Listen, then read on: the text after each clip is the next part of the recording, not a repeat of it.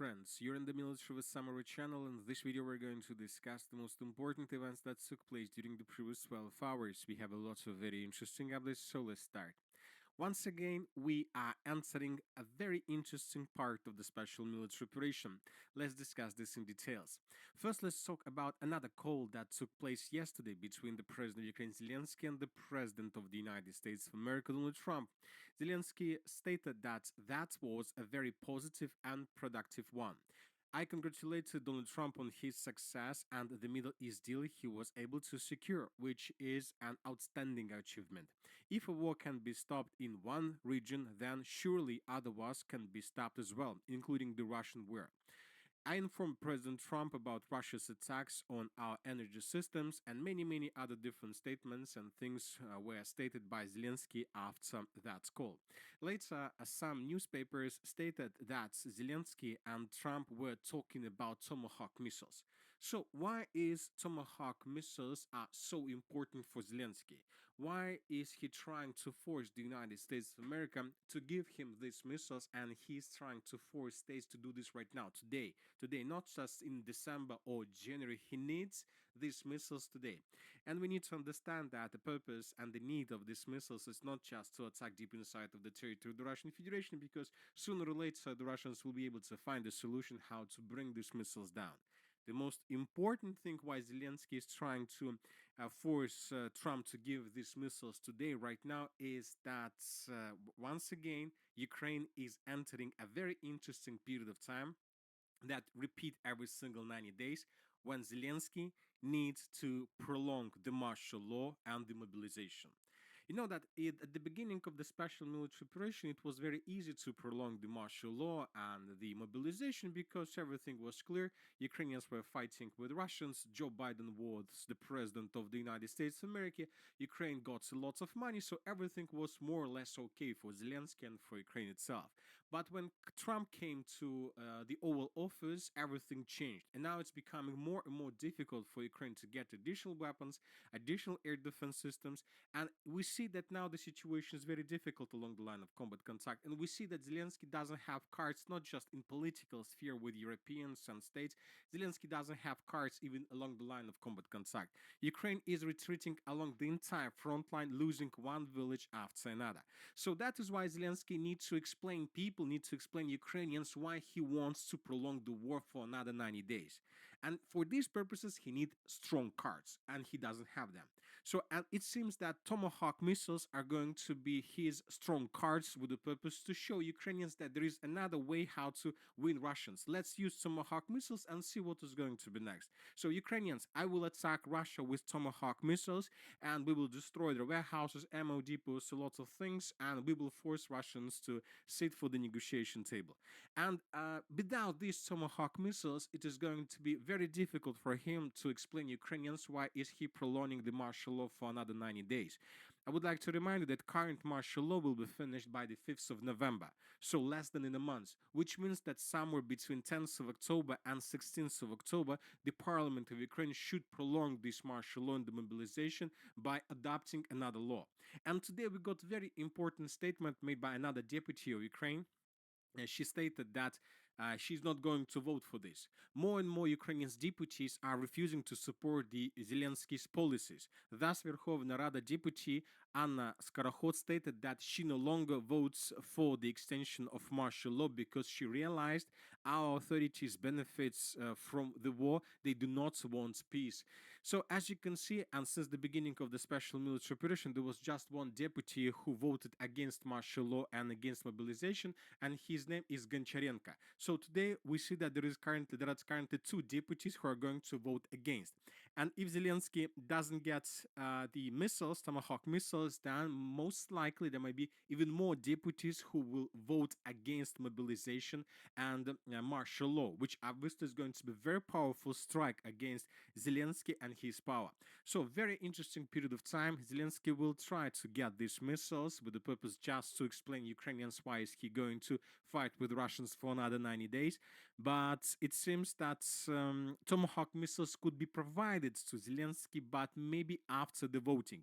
So Zelensky still has 6 days before Parliament of Ukraine should vote for should adopt another law. So maybe during these 6 days he will get something. Anyway, very interesting period of time and very interesting situation with the martial law and with the mobilization.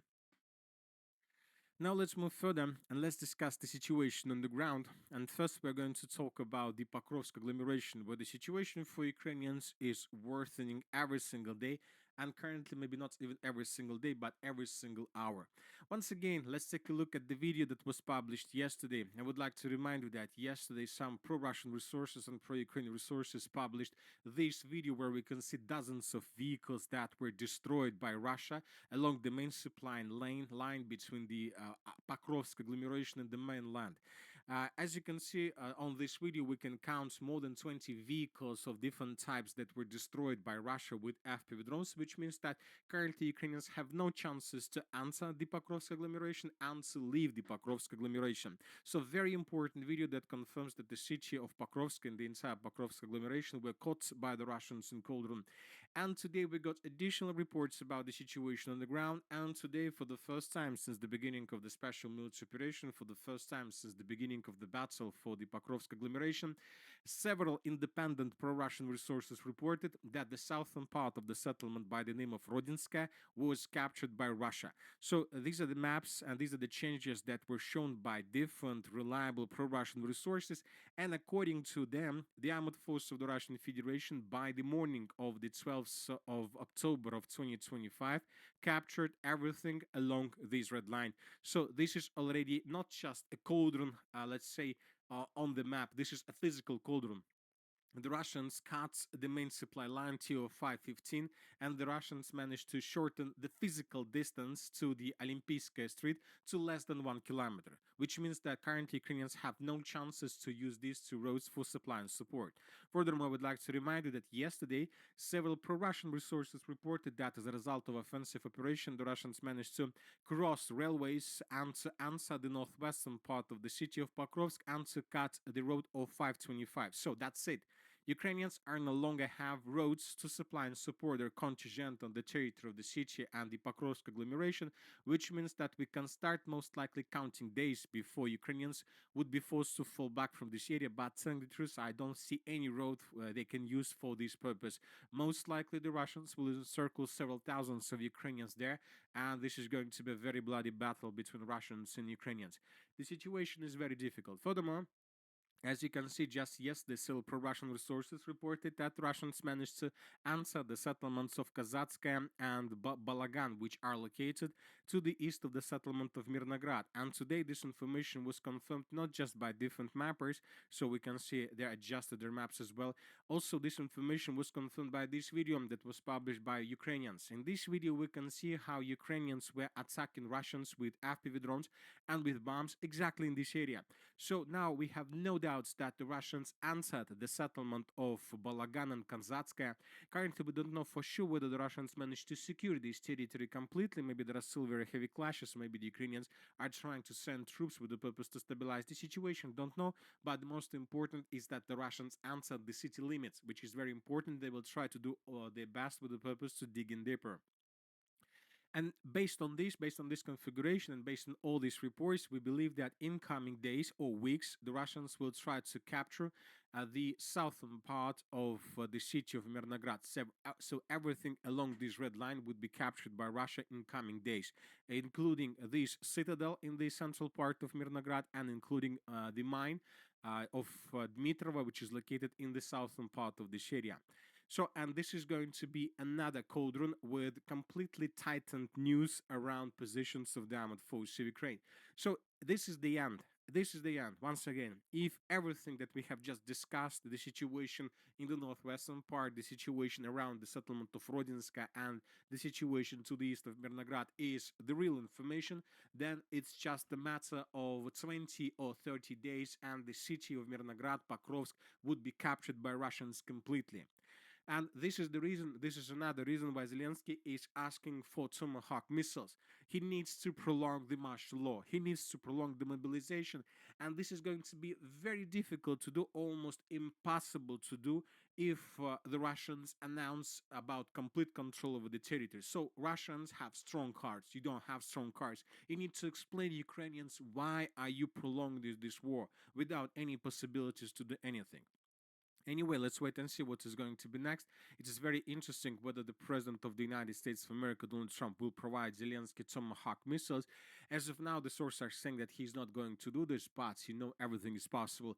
Everything is possible, but the most important thing, as Putin stated, if states provide Ukraine with Tomahawk missiles, we need to understand that coordinates and control over the targets would be provided just by the US specialists. The Ukrainians will have no access to the systems. It's very simple and very clear.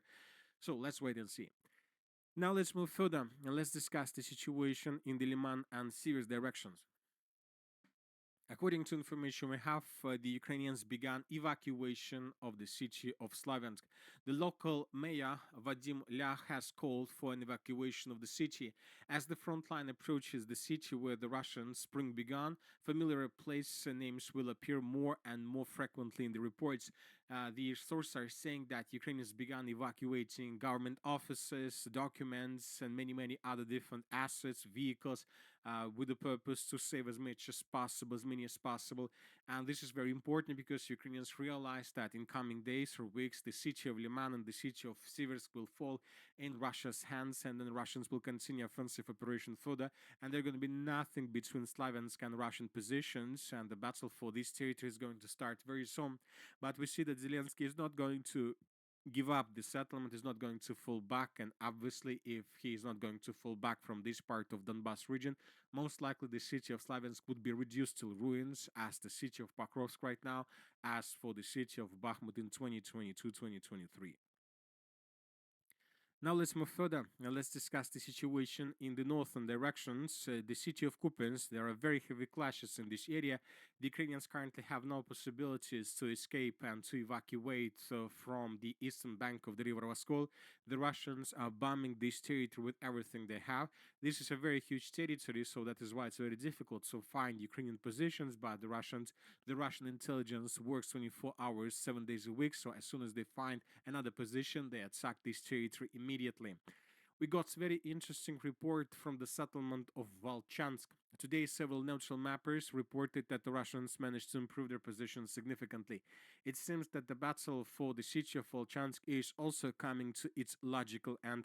In this video, we can see how Russians were bombing with aviation the final citadel in the southern part of the city. This is the last stronghold that Ukrainians control in this area. If Ukrainians lose control over the stronghold, they would lose control over the entire northeastern part of the Kharkiv region. And this is the situation by the beginning of the 12th of October. The Russians secured completely the western part of the city of Volchansk, and now the Russians entered the limits of the southern part of the city. Most likely, it will not take many days for Russians to secure the city of Volchansk completely. And that's it for today, for the short video. Military with Summary channel reminds to condemn any violence in the world. Thank you for your watching. Subscribe to my channel, put your likes, join my Patreon, and have a good day. Bye-bye.